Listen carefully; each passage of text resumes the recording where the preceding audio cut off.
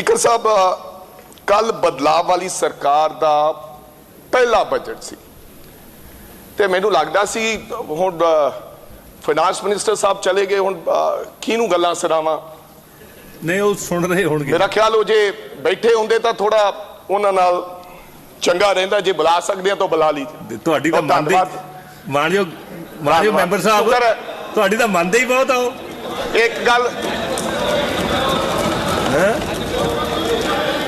धालीवाल साहब चलो एक गल दी तां मैं धन्नवाद करदा चीमा साहब दा। अज उन्होंने मैनू हस के उत्थों सिर हिला के जवाब दिता। नहीं जिद्दे दे आए रुस्से जे पता नहीं दिड़बे वाले ने वोटां घटातियां तां करके नाराज होए फिरदे है। 7000 उड गई पहले हल्ले, पर चलो मेरे वड्डे भरा इन्हां नाल मेरा बहुत प्यार ते सत्कार, इन्हां नाल मेरा पुराना रहा है।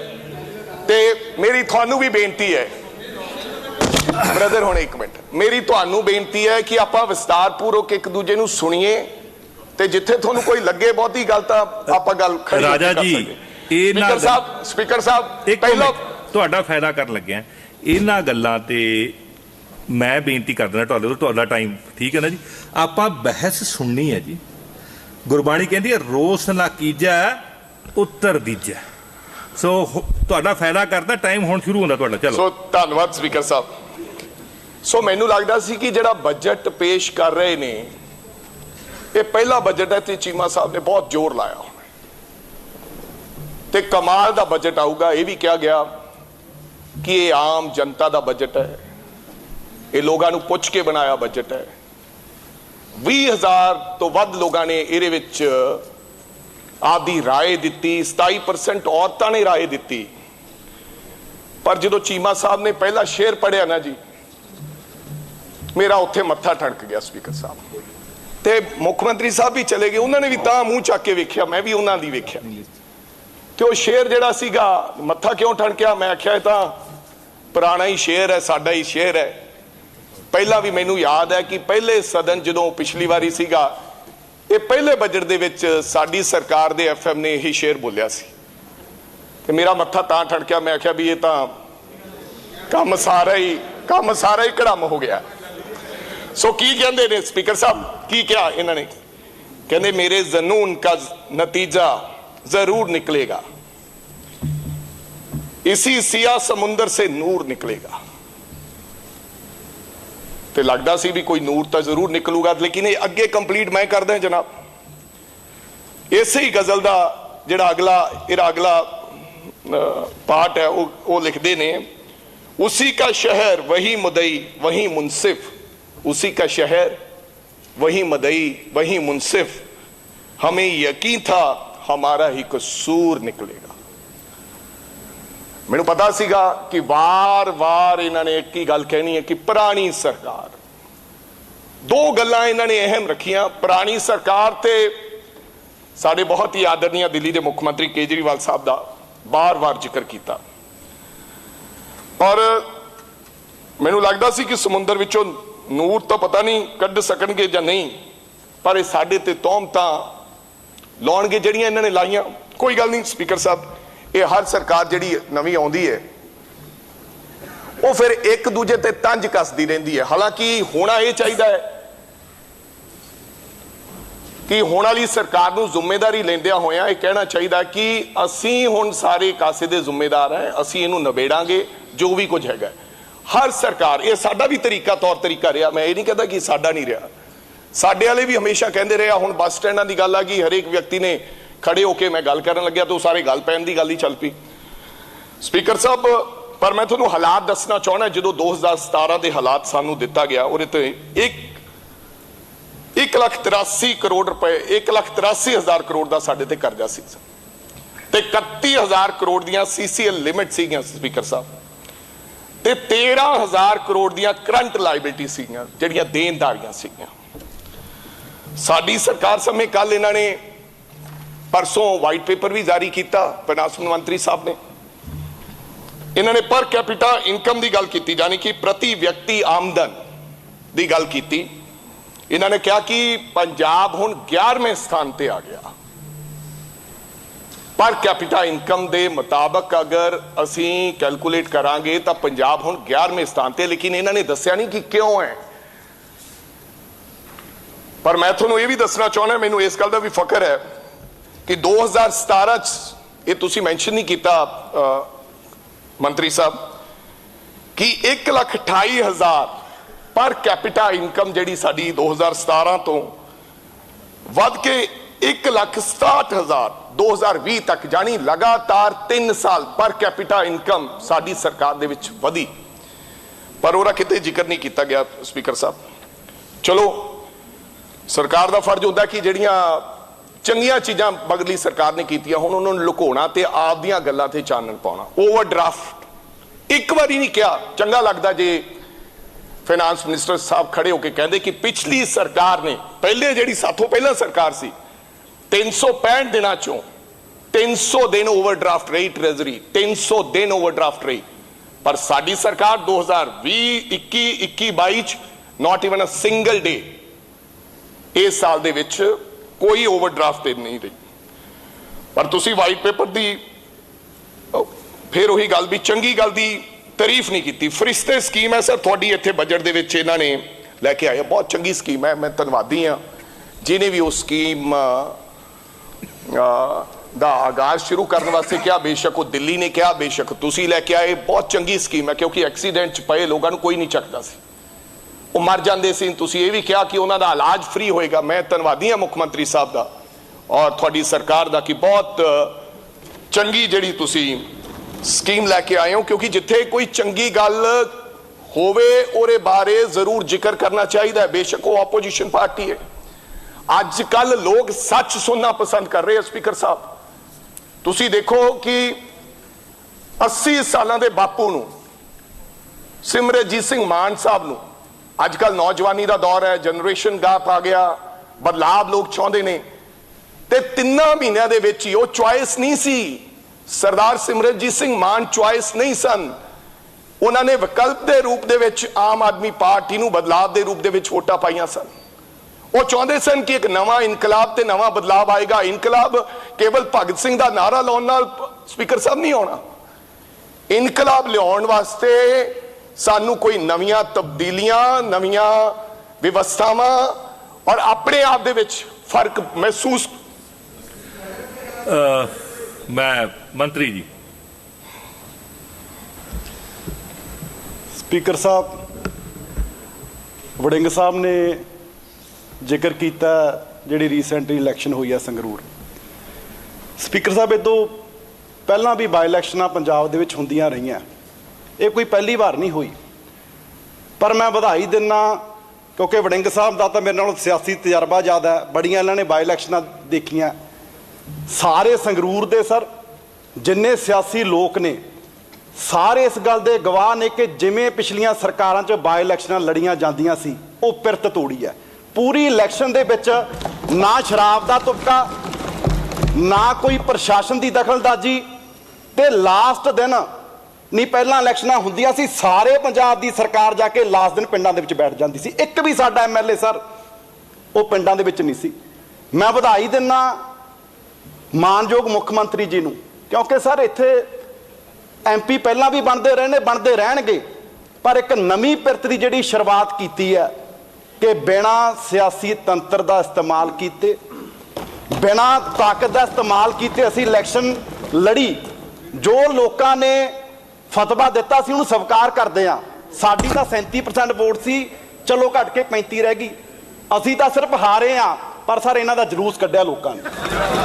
ਅਸੀਂ ਤਾਂ ਹਾਰੇ, ਇਹਨਾਂ ਦਾ ਜਲੂਸ ਕੱਢਿਆ। 3 ਦੀਆਂ ਜ਼ਮਾਨਤਾਂ ਜ਼ਬਤ ਕਰਾਈਆਂ ਨੇ ਲੋਕਾਂ ਨੇ। ਚਲੋ ਕੋਈ ਨਹੀਂ, ਜਿਹੜੀ ਸਾਡੇ ਤੋਂ ਕੋਈ ਕਮੀਆਂ ਪੇਸ਼ੀਆਂ ਰਹੀਆਂ ਹੋਣਗੀਆਂ ਅਸੀਂ ਉਹਨਾਂ ਦੇ ਬਾਰੇ ਵੀ ਸਮੀਖਣ ਕਰਾਂਗੇ, ਪਰ ਤੁਸੀਂ ਆਪਣੇ ਅੰਦਰ ਵੀ ਝਾਤ ਮਾਰੋ, ਤੁਹਾਡੀਆਂ ਜ਼ਮਾਨਤਾਂ ਜ਼ਬਤ ਕਿਉਂ ਹੋ ਗਈਆਂ। ਠੀਕ, ਚਲੋ ਰਾਜਾ ਜੀ ਬਹੁਤ ਹੀ ਧੰਨਵਾਦ ਮੀਤ ਸਾਹਿਬ। ਹਾਲਾਂਕਿ ਮੈਂ ਇਧਰ ਨੂੰ ਗੱਲ ਨਹੀਂ ਦੱਸਣਾ ਚਾਹੁੰਦਾ ਸੀ, ਨਾ ਹੀ ਮੈਂ ਤੁਹਾਨੂੰ ਕਿਸੇ ਗੱਲ ਦਾ ਕੋਈ ਪਿੰਚ ਕਰਨਾ ਚਾਹੁੰਦਾ ਸੀ ਕਿ ਤੁਸੀਂ ਚੁਣਾਵ ਹਾਰ ਗਏ, ਨਾ ਹੀ ਮੈਂ ਤੁਹਾਨੂੰ ਇਹ ਗੱਲ ਆਖੀ ਵੀ ਯਾਰ ਤੁਹਾਨੂੰ ਹਰਾ ਦਿੱਤਾ ਗਿਆ। ਮੈਂ ਇਹ ਕਿਹਾ ਕਿ 80 ਸਾਲਾਂ ਦੇ ਬਜ਼ੁਰਗ ਨੂੰ 3 ਮਹੀਨਿਆਂ ਬਾਅਦ ਚੁਣ ਲਿਆ ਗਿਆ। ਮੈਂ ਹੁਣ ਯਾਰ ਚਲੋ ਯਾਰ ਕੋਈ ਨਹੀਂ ਬ੍ਰਦਰ ਐ ਨਾ ਰਾਜਾ ਜੀ, ਇੱਕ ਮਿੰਟ ਜੀ, ਆਪਣਾ ਬੈਠੋ ਜੀ, ਤੁਸੀਂ ਬੈਠੋ।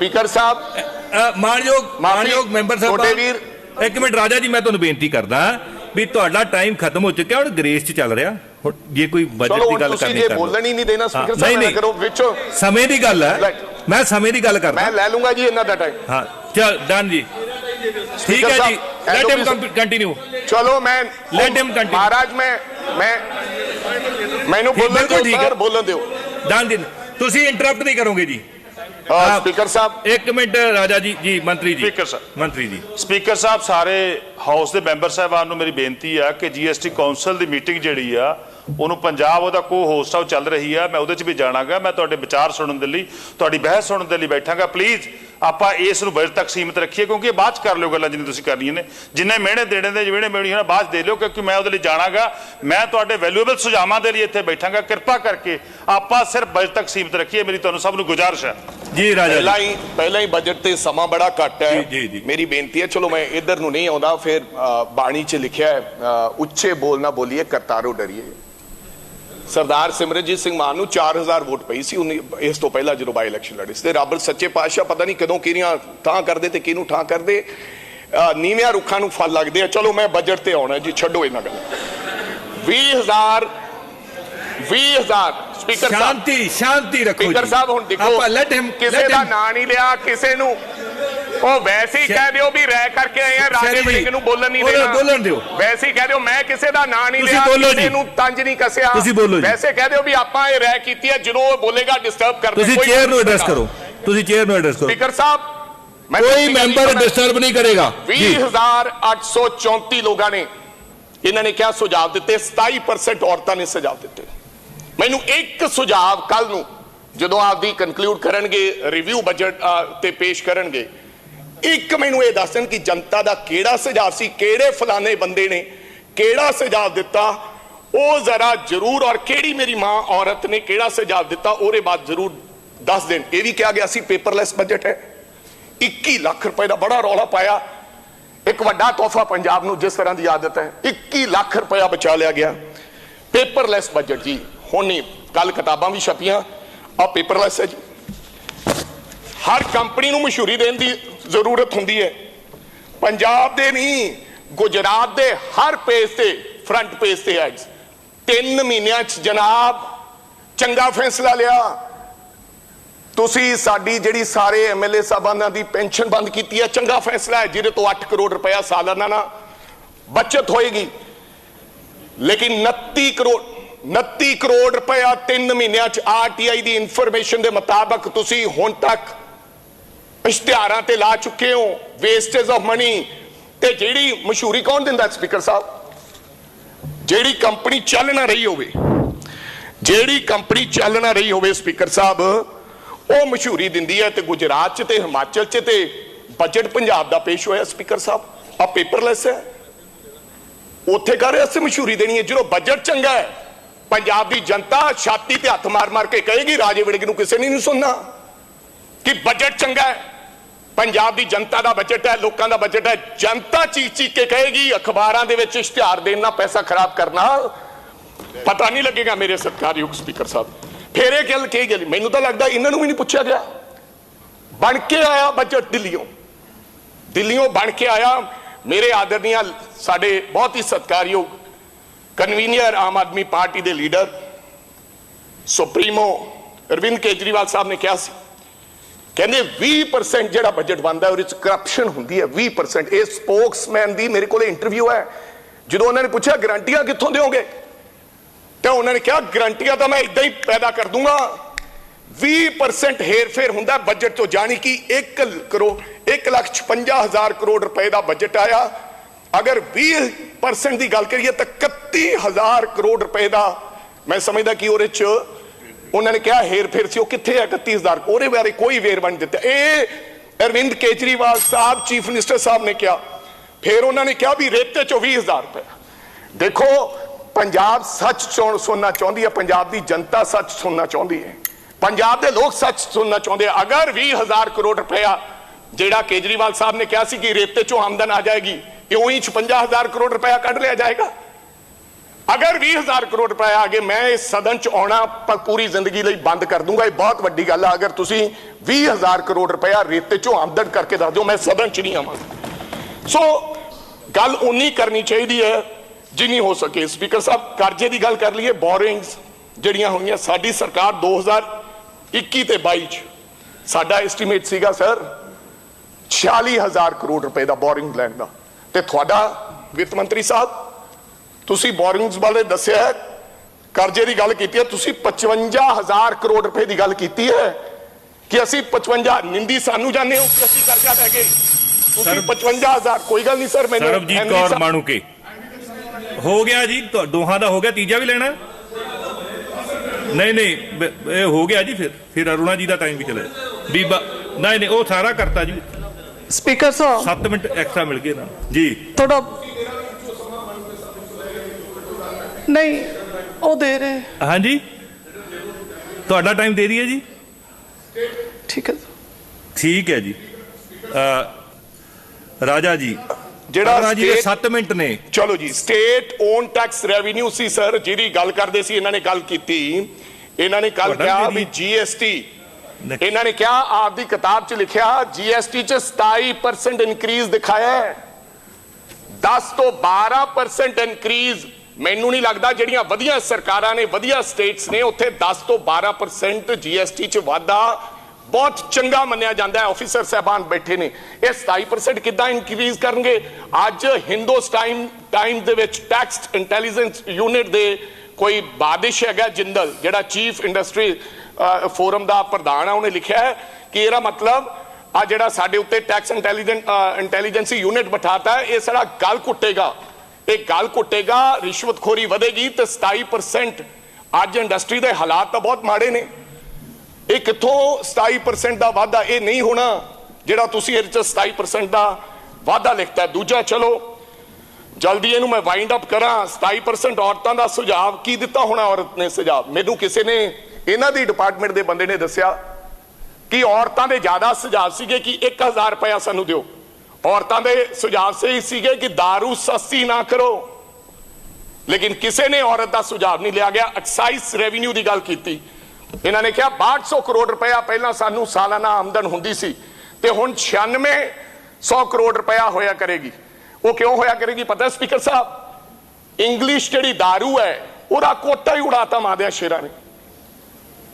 ਪਹਿਲਾਂ 46 ਲੱਖ ਡੱਬਾ ਵਿਕਦਾ ਸੀ ਪੰਜਾਬ ਦੇ ਅੰਦਰ, ਹੁਣ ਉਹਦਾ ਕੋਟਾ ਉਡਾਤਾ। ਇੱਕ L1 ਬਣਾ ਦਿੱਤਾ ਗਿਆ ਜਿਹਦੀ ਫੀਸ 4 ਕਰੋੜ ਰੱਖ ਦਿੱਤੀ ਗਈ। ਪਹਿਲਾਂ 7 ਕਰੋੜ ਰੁਪਏ ਦਾ ਯੂਨਿਟ ਸੀ, ਹੁਣ 30 ਕਰੋੜ ਰੁਪਏ ਦਾ ਕਰ ਦਿੱਤਾ ਗਿਆ। ਔਰ ਕੋਟਾ ਉਡਾਉਣ ਦਾ ਮਤਲਬ ਇਹ ਹੈ ਜਾਂ ਤਾਂ ਪੰਜਾਬ ਦੇ ਲੋਕ ਦਾਰੂ ਵੱਧ ਪੀਣਗੇ। ਬਈ ਜਿਹੜਾ ਬੰਦਾ ਜਿੰਨੀ ਦਾਰੂ ਪੀਤਾ ਉਹ ਕੋਟਾ ਕਿੱਥੋਂ ਲੱਗੂਗਾ? ਰੈਵਨਿਊ ਆਊ ਕਿਵੇਂ? ਸਮਗਲ ਹੋਊਗੀ ਦਾਰੂ। ਜਿਹੜੀ ਪੰਜਾਬ ਦੀ ਦਾਰੂ ਹੈ ਉਹ ਬਾਹਰਲੇ ਸੂਬਿਆਂ 'ਚ ਸਮਗਲਿੰਗ ਹੋਏਗੀ, ਫੇਰ ਉਹਦੇ ਨਾਲ ਰੈਵਨਿਊ ਵੱਧ ਸਕਦਾ। ਅਦਰਵਾਈਜ਼ ਤਾਂ ਜਿੰਨੀ ਦਾਰੂ ਪੀਣੀ ਹੈ 46 ਲੱਖ ਰੁਪਏ ਦਾ ਪਿਛਲੀ ਵਾਰੀ ਕੋਟਾ ਸੀ ਤੇ 48 ਲੱਖ ਬਾਕਸਿਸ ਲੱਗ ਗਏ।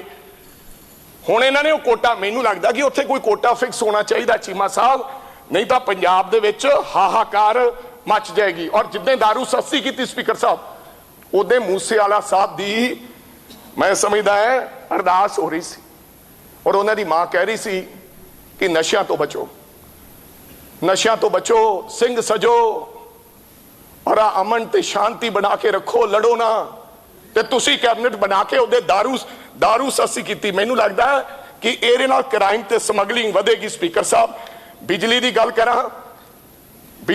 ਕਰਾਂ, ਚੰਗਾ ਫੈਸਲਾ ਹੈ ਤੁਸੀਂ 100 ਯੂਨਿਟ ਜਿਹੜਾ ਵਧਾ ਰਹੇ ਹੋ, ਲੇਕਿਨ ਮੇਰੀ ਬੇਨਤੀ ਹੈ ਤੁਸੀਂ 1800 ਕਰੋੜ ਰੁਪਏ ਦੀ ਸਬਸਿਡੀ ਦੇ ਰਹੇ ਹੋ। 2400 ਕਰੋੜ ਰੁਪਏ ਦੀ ਸਬਸਿਡੀ ਦਿੱਤੀ ਜਿਹੜੀ 7 ਕਿਲੋਵਾਟ ਵਾਲੇ ਨੂੰ ਅਸੀਂ ਦਿੱਤੀ ਸੀ। ਤੁਸੀਂ ਕਿਲੋਵਾਟ ਵਾਲੇ ਨੂੰ ਕਿਹਾ ਕਿ ਅਸੀਂ 100 ਯੂਨਿਟ ਫ੍ਰੀ ਦੇਾਂਗੇ, ਯਾਨੀ ਕਿ 300 ਯੂਨਿਟ ਦੇਾਂਗੇ ਕੋਈ ਵੀ ਵਿਅਕਤੀ ਨੂੰ। ਤੇ ਅਸੀਂ ਕੀ ਕਹਿੰਦੇ? ਅਸੀਂ ਕਿਹਾ ਸੀ, ਅਸੀਂ ਕਰਕੇ ਗਏ ਸੀ 7 ਕਿਲੋਵਾਟ ਜਿਹਦੇ ਕੋਲੇ ਕਨੈਕਸ਼ਨ ਹੈਗਾ ਉਹਨੂੰ 3 ਰੁਪਏ ਬਿਜਲੀ ਸਸਤੀ ਦੇਾਂਗੇ। 2400 ਕਰੋੜ ਰੁਪਏ ਦੀ ਅਸੀਂ ਪੰਜਾਬ ਦੇ ਲੋਕਾਂ ਨੂੰ ਹਰ ਵਰਗ ਨੂੰ ਸਬਸਿਡੀ ਦਿੰਦੇ ਸੀ, ਉਹ ਤੁਸੀਂ ਉਡਾਤਾ। ਉਹਦੇ ਬਾਰੇ ਕੋਈ ਜ਼ਿਕਰ ਨਹੀਂ ਕੀਤਾ। ਤੁਸੀਂ ਕਿਹਾ ਕਿ ਅਸੀਂ 1 ਕਿਲੋਵਾਟ ਵਾਲੇ ਨੂੰ ਦੇਾਂਗੇ। ਮੈਨੂੰ ਲੱਗਦਾ ਇਹਦੇ ਵਿੱਚ ਵੀ ਕੋਈ ਨਾ ਕੋਈ ਤਬਦੀਲੀ ਕਰਨ ਦੀ ਲੋੜ ਹੈਗੀ ਹੈ ਸਪੀਕਰ ਸਾਹਿਬ। ਅੱਗੇ ਸਪੀਕਰ ਸਾਹਿਬ ਬੇਨਤੀ ਕਰਦਾ ਟਰਾਂਸਪੋਰਟ ਦੀ। ਇਹਨਾਂ ਨੇ ਕਿਹਾ ਬੱਸ ਸਟੈਂਡਾਂ ਦੀ ਉਹੀ ਕਾਪੀ ਕੱਟ ਪੇਸਟ, ਨਿਊ ਬੱਸ ਸਟੈਂਡ 41 ਤੇ ਰੈਨੋਵੇਸ਼ਨ ਵਾਲੇ 65। ਮੈਂ ਸਦਨ 'ਚ ਗੱਲ ਕਹਿਣੀ ਚਾਹਣਾ ਖੜਾ ਹੋ ਕੇ। ਮੈਂ ਕਾਪੀ ਆਪਦੇ ਭਰਾ ਦੇਵ ਮਾਨ ਜੀ ਨੂੰ ਤੇ ਸਾਰਿਆਂ ਨੂੰ ਭੇਜਤੀ ਹੈ, ਉਹ ਡਾਕੂਮੈਂਟ ਵੀ ਮੇਰੇ ਕੋਲ ਆ ਗਿਆ ਹੈ। ਆ ਹੈ ਜਿਹਦੇ ਤੇ 400 ਕਰੋੜ ਰੁਪਇਆ 400 ਕਰੋੜ ਰੁਪਇਆ 25 ਮਈ 2021 ਨੂੰ ਇੰਡੀਅਨ ਬੈਂਕ ਤੋਂ ਲੋਨ ਲੈ ਕੇ ਅਸੀਂ ਅੱਜ ਟਰਾਂਸਪੋਰਟ ਡਿਪਾਰਟਮੈਂਟ ਕੋਲੇ ਪਿਆ। ਉਹਨਾਂ ਨੇ ਪੰਚਾਇਤੀ ਰਾਜ ਵਾਲਿਆਂ ਨੂੰ ਤੇ ਮਿਊਨਿਸਪਲ ਕਮੇਟੀ ਵਾਲੇ ਇਹਨਾਂ ਨੂੰ ਲੋਕਲ ਬਾਡੀਜ਼ ਨੂੰ ਕਿਹਾ ਸੀ ਵੀ ਜਿੱਥੇ ਜਿੱਥੇ ਤੁਹਾਡੀਆਂ ਥਾਵਾਂ ਹੈ ਉਹਨੂੰ ਤੁਸੀਂ ਕੰਮ ਕਰੋ। ਇਹ ਭੁੱਲ ਗਏ ਲਿਖਣਾ, ਇਹਦੇ ਵਿੱਚ ਵਰਕਸ਼ਾਪਸ ਵੀ ਨੇ ਤੇ ਹੀ। ਸੋ ਕਹਿਣ ਦਾ ਮਤਲਬ ਮੈਂ ਕੋਈ ਨੀ ਪੱਥਰ ਉਹ ਨਹੀਂ ਰੱਖਿਆ। ਟੈਂਡਰ ਕਿਵੇਂ ਲੱਗ ਗਿਆ ਸਪੀਕਰ ਸਾਹਿਬ? ਬਿਨਾ ਪੈਸੇ ਤੋਂ ਟੈਂਡਰ ਨਹੀਂ ਲੱਗ ਸਕਦਾ। ਬਿਲਡਿੰਗ ਡਿਮੋਲਿਸ਼ ਕਿਵੇਂ ਹੋਗੀ? ਹਾਂ ਠੀਕ ਹੈ, ਖੜੇ ਹੋ ਕੇ ਇੱਕ ਦੂਜੇ ਤੇ ਇਲਜ਼ਾਮਾਤ ਲਾ ਦਿਓ ਜਿੰਨੇ ਮਰਜ਼ੀ, ਉਹ ਪੰਜਾਬ ਦੀ ਜਨਤਾ ਜਾਣਦੀ ਹੈ। ਸੋ ਨਾਲ ਹੀ ਸਪੀਕਰ ਸਾਹਿਬ ਅੱਗੇ ਯੂਨੀਵਰਸਿਟੀ ਨੂੰ ਬੇਲ ਆਊਟ ਦੀ ਗੱਲ ਕੀਤੀ ਗਈ ਹੈ। ਪੰਜਾਬ ਯੂਨੀਵਰਸਿਟੀ ਨੂੰ ਅੱਜ ਅਖਬਾਰਾਂ 'ਚ ਆਇਆ ਰੌਲਾ ਪਿਆ 200 ਕਰੋੜ ਰੁਪਇਆ ਦੇ ਰਹੇ ਹੋ ਵਿੱਤ ਮੰਤਰੀ ਸਾਹਿਬ। 2020-21 ਅਸੀਂ 214 ਕਰੋੜ ਰੁਪਇਆ ਦਿੱਤਾ ਸੀ ਪੰਜਾਬੀ ਯੂਨੀਵਰਸਿਟੀ ਨੂੰ। 21-22 ਚ 207 ਕਰੋੜ ਰੁਪਇਆ ਦਿੱਤਾ ਸੀ। ਤੇ ਹੁਣ ਤੁਸੀਂ ਕਿਹਾ ਵਿਦਿਆ ਕਰਜ਼ੇ 'ਚ, ਮਾਨ ਸਾਹਿਬ ਜਾ ਕੇ ਆਏ ਸੀ, ਕਹਿੰਦੇ ਵਿਦਿਆ ਕਰਜ਼ੇ 'ਚ ਤਾਂ ਹੋਣੀ ਨਹੀਂ ਚਾਹੀਦੀ। ਤੁਸੀਂ 200 ਕਰੋੜ ਦੀ ਗੱਲ ਕੀਤੀ ਹੈ। ਪੰਜਾਬੀ ਯੂਨੀਵਰਸਿਟੀ ਦਾ 150 ਕਰੋੜ ਰੁਪਏ ਦਾ ਕਰਜ਼ਾ ਪੰਜਾਬੀ ਯੂਨੀਵਰਸਿਟੀ ਤੇ ਉਹਨੂੰ ਰੋਜ਼ਾਨਾ 1 ਮਹੀਨੇ 'ਚ 30 ਕਰੋੜ ਰੁਪਇਆ 30 ਕਰੋੜ ਰੁਪਇਆ। ਚਲੋ 1 ਮਿੰਟ ਮੈਨੂੰ ਬੋਲਣ ਦਿਓ, 1 ਮਿੰਟ ਬੋਲਣ ਦਿਓ, ਤੁਸੀਂ ਬੋਲੋ। 30 ਕਰੋੜ ਤੁਸੀਂ ਮੰਤਰੀ ਜੀ ਤੁਸੀਂ ਨੋਟ ਕਰ ਲਓ। ਬੈਠੋ, ਤੁਸੀਂ ਬੈਠੋ, ਨੋਟ ਕਰ ਲਓ, ਮੰਤਰੀ ਜੀ ਜਵਾਬ ਦੇ ਦੇਣਗੇ। ਆ ਕਾਪੀ ਲਓ ਸਭ।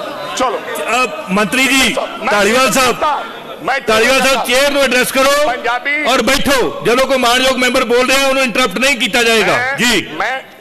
ਮੈਂ ਡਾਕੂਮੈਂਟ ਸਾਰਾ ਟੇਬਲ ਕਰਤਾ ਜੀ, ਉਹਨਾਂ ਨੂੰ ਵੀ ਪਹੁੰਚਾਤਾ ਹੈ। ਤੁਸੀਂ ਨੋਟ ਕਰ ਲਓ, ਤੁਸੀਂ ਰਿਵਿਊ ਕਰ ਸਕਦੇ। ਪਹੁੰਚਾਤਾ ਸਰ, ਉਹ ਮੈਂ ਇੱਕ ਮਿੰਟ ਜੀ। ਜਿਹੜੀ ਮੈਂ 200 ਕਰੋੜ ਦੀ ਯੂਨੀਵਰਸਿਟੀ ਦੀ ਗੱਲ ਕਰਦਾ ਸਾਹਿਬ, ਉਹਦਾ 30 ਕਰੋੜ ਰੁਪਏ ਦਾ 1 ਮਹੀਨੇ ਦਾ ਖਰਚਾ ਹੈ। ਉਹ ਬੇਲ ਆਊਟ ਨਹੀਂ ਹੋਏਗੀ 200 ਕਰੋੜ ਰੁਪਏ ਦੇ ਨਾਲ। ਘੱਟੋ ਘੱਟ 150 ਕਰੋੜ ਰੁਪਇਆ ਲਮਸਮ ਦੇ ਕੇ ਉਹਦਾ ਪਹਿਲਾਂ ਕਰਜ਼ਾ ਉਤਾਰ ਦਈਏ 30 ਕਰੋੜ, ਜਾਨੀ ਕਿ 6 ਮਹੀਨਿਆਂ 'ਚ ਜਿਹੜਾ 200 ਕਰੋੜ ਰੁਪਇਆ ਦੇਣਗੇ ਉਹ ਖਤਮ ਹੋ ਜਾਏਗਾ, ਫਿਰ ਸੈਲਰੀਜ਼ ਨਹੀਂ ਦਿੱਤੀਆਂ ਜਾਣੀਆਂ। ਸੋ ਮੇਰੇ ਕਹਿਣ ਦਾ ਮਤਲਬ ਇਹ ਹੈ ਸਪੀਕਰ ਸਾਹਿਬ ਇਹ ਪੁਆਇੰਟ ਆਫ ਆਰਡਰ ਜੀ ਲੀਡ ਕਰ ਰਹੇ ਆ। ਚੰਨੀ ਸਾਹਿਬ ਨੇ ਕੱਲਾ ਐਲਾਨ ਕੀਤੇ ਆ, ਕੋਈ ਪੈਸਾ ਨਹੀਂ ਦਿੱਤਾ ਯੂਨੀਵਰਸਿਟੀ ਨੂੰ।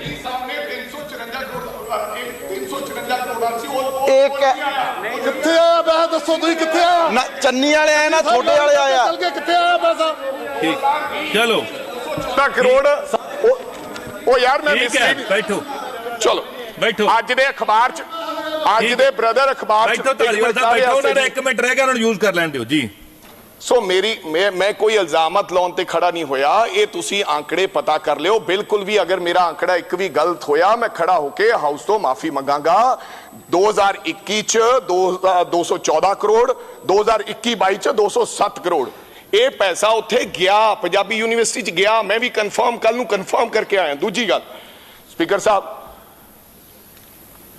ਇਹ ਕੰਮ ਇਦਾਂ ਨਹੀਂ ਚੱਲਣਾ ਕਿ ਜੇ ਕੋਈ ਬੰਦਾ ਕਿਸੇ ਦੀ ਆਪਦੀ ਗੱਲ ਕਰ ਰਿਹਾ। ਹੁਣ ਮੈਂ ਕੱਲ ਕਹਾਂ ਬਜਟ ਜਦੋਂ ਪੇਸ਼ ਹੋ ਰਿਹਾ ਸੀ ਚੀਮਾ ਸਾਹਿਬ ਦਾ, ਮੈਂ ਕਿਹਾ ਸਾਰੇ ਆંકੜੇ ਫੱਜ ਹੈ, ਇਹ ਗਲਤ ਹਾਊਸ ਨੂੰ ਮਿਸਲੀਡ ਕਰ ਰਹੇ ਹੈ।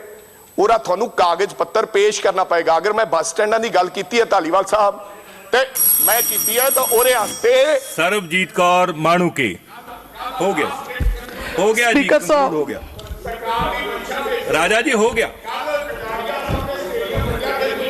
ਗਿਆ ਜੀ, ਕੰਕਲੂਡ ਹੋ ਗਿਆ। ਸਪੀਕਰ ਸਾਹਿਬ ਤੁਹਾਡਾ ਬਹੁਤ ਬਹੁਤ ਧੰਨਵਾਦ। ਤੁਸੀਂ ਮੈਨੂੰ ਬਜਟ 2022 ਤੇ 23 ਦੇ ਵਿੱਚ ਬੋਲਣ ਦਾ ਮੌਕਾ ਦਿੱਤਾ। ਬੈਠੋ। ਮੈਂ ਸਰਦਾਰ ਭਗਵੰਤ ਸਿੰਘ ਮਾਨ ਤੁਸੀਂ ਪਲੀਜ਼ ਬੈਠੋ। ਮੁੱਖ ਮੰਤਰੀ ਇਹ ਨਹੀਂ ਹੈ, ਤੇ ਇਹ ਸਾਡੇ ਗਲਤ ਵਿੱਤ ਹੈ। ਮੰਤਰੀ ਬੈਠੋ। ਸਰਦਾਰ ਹਰਪਾਲ ਸਿੰਘ ਚੀਮਾ ਜੀ ਕਿਸੇ ਨੇ ਇੰਟਰਪਟ ਨਹੀਂ ਕਰਨ ਇਸ ਦਿੱਤਾ। ਮਾਮਲੇ ਦੇ ਵਿੱਚ ਸ਼ਲਾਘਾ ਕਰਦੀ ਹਾਂ ਤੇ ਮੈਂ ਧੰਨਵਾਦ ਕਰਦੀ ਹਾਂ ਜਗਰਾਉਂ ਦੇ ਲੋਕਾਂ ਨੇ, ਆਪਣਾ ਲੋਕਾਂ ਦਾ। ਭੁੱਲਰ ਸਾਹਿਬ ਕੁਝ ਕਹਿਣਾ ਚਾਹੁੰਦੇ ਬੀਬੀ ਜੀ? ਹਾਂਜੀ ਭੁੱਲਰ ਸਾਹਿਬ ਬਹਿ ਗਏ ਹੋ, ਠੀਕ ਹੈ। ਭੁੱਲਰ ਸਾਹਿਬ ਕਹਿਣਾ ਚਾਹੁੰਦੇ ਕੁਝ? ਮਾਨਯੋਗ ਸਪੀਕਰ ਸਾਹਿਬ, ਰਾਜਾ ਜੀ ਕਹਿੰਦੇ ਆ ਕਿ 400 ਕਰੋੜ ਰੁਪਈਆ ਇਹਨਾਂ ਲੋਨ ਲਿਆ ਸੀ। 400 ਕਰੋੜ ਉਹ ਚੋਂ ਸਿਰਫ 37 ਕਰੋੜ ਸੈਂਕਸ਼ਨ ਹੋਇਆ, ਬਾਕੀ 363 ਕਰੋੜ ਰਹਿੰਦਾ ਸੀ।